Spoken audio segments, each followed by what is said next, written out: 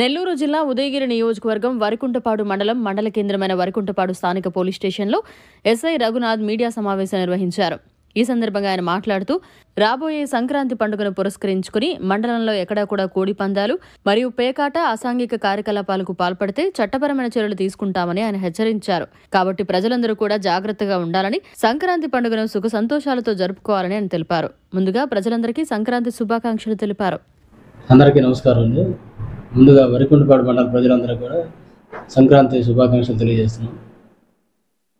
మన నెల్లూరు జిల్లా ఎస్పీ గారి ఉత్తర్వుల మేరకు, కావలి డిఎస్పీ గారి ఆదేశాల మేరకు, ఉదయగిరి సిఐ గారి సూచనల మేరకు మండలంలో ఎక్కడో కూడా కోడి పందాలు కానీ పేకాట్లు కానీ నిర్వహించకూడదని చెప్పి తెలియజేయడం జరుగుతుంది. అదేవిధంగా ఈ కోడి పందాలు కానీ పేకాట్లు కానీ ఏపీ గేమింగ్ యాక్ట్ ప్రకారం నేరం. అదేవిధంగా కాక్ ఫైట్స్ అయితే గేమింగ్ యాక్ట్తో పాటుగా prevention of cruelty of animals act కింద అది కూడా దాని ప్రకారం కూడా నేరంగా అవుతుంది. ఎవరైతే ఈ కోడి పందాలు కత్తులు కట్టేవాడు, మరి ముఖ్యంగా చెప్తున్నాం ఆర్గనైజర్స్ కానీ కత్తులు కట్టేవాడు కానీ వాళ్ళ మీద కఠినమైన చట్టపరమైన చర్యలు తీసుకోవడం జరుగుతుంది.